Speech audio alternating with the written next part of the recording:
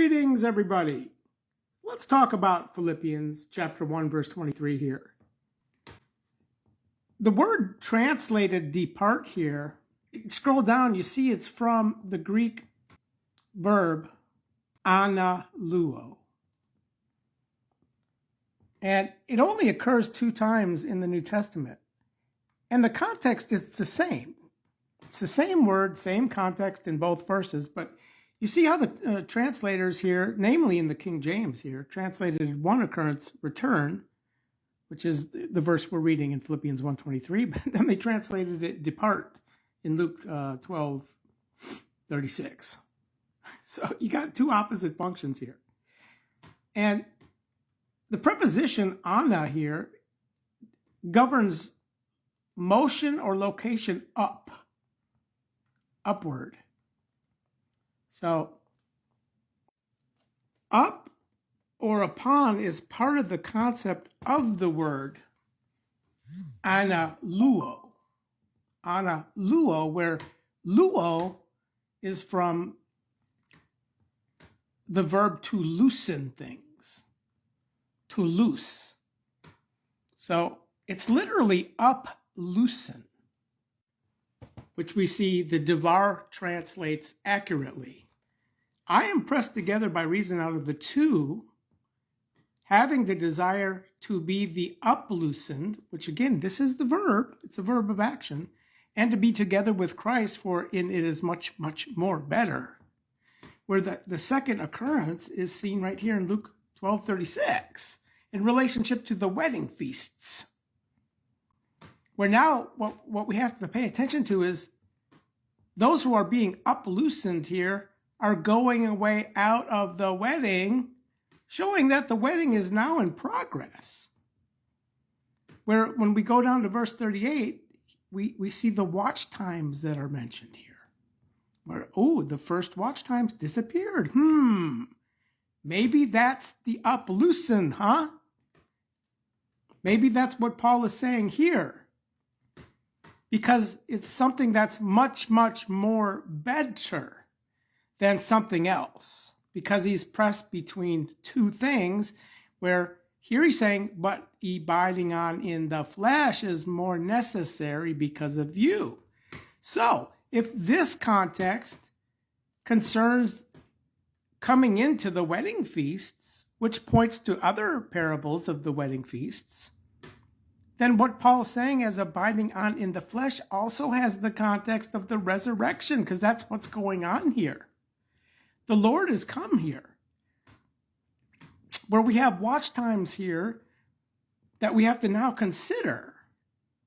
Where the first watch time now has disappeared, where the second watch time named here is the midnight here in Mark 13:35, parable of the 10 virgins. And what are they doing at midnight? Well, they're coming into the wedding feasts, Matthew 25:10, in conjunction with the middle of the night. So this isn't the uploosening of the first watch time.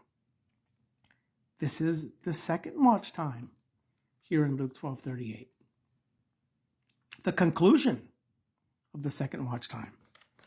Where, understand, according to the watch times, midnight also begins the third watch time. All right? Which we see blissful are those also.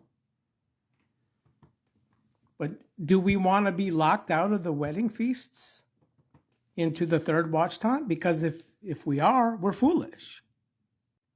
And then what if we don't uploosen here? Which is much, much more better, which Paul said he was pressed between 2 things. Well, then it's the abiding on in the flesh in the resurrection orders of the last days. And just like the preposition ana is seen in the word analuo, well, we have another word in the word family of things that are loosened, okay, from luo here, which is apoluo, where apo is the preposition governing motion or location away from the surface of a thing. So it's a process, which this is the verb, where we also find the noun, which is apolutrosis. So this would be the thing, unloosening, where one of the occurrences in Hebrews 11:35 shows us that the unloosening accords with something that is a better resurrection, unloosening better resurrection, concerning the day of unloosening, Ephesians 4:30, which is better. It's the better resurrection, but it's not much, much more better, which is the uploosened. Where again, this is the verb found in Luke 12:36 here also. The reason it's much, much more better is because it's the out-resurrection of precedence according to the first order of coming into the wedding feasts. So, again, if you're reading other Bible translations, you're not going to connect these dots easily unless you're going into the Greek and looking up these words. Because these words, again, it's translated when he shall return here, where in Philippians it's depart.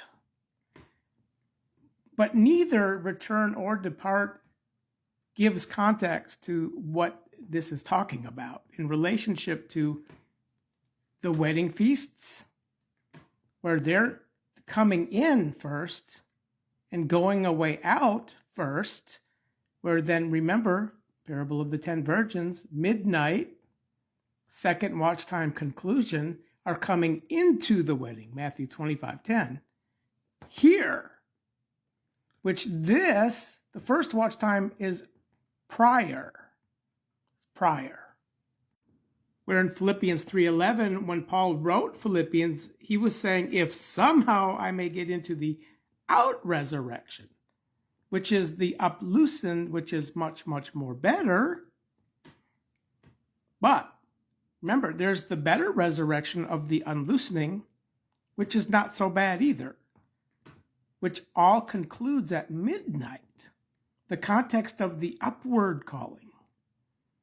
Okay, so even when we move down to verse 16, when Paul says, whereas into that in which we come prior to others, well, of course, the first who are out resurrected are prior to those who come in at midnight. And then, of course, those at midnight are prior to those locked out of the wedding at midnight, who have the third day, the third watch time. Blissful are those also. But, of course, this is nothing to aspire to.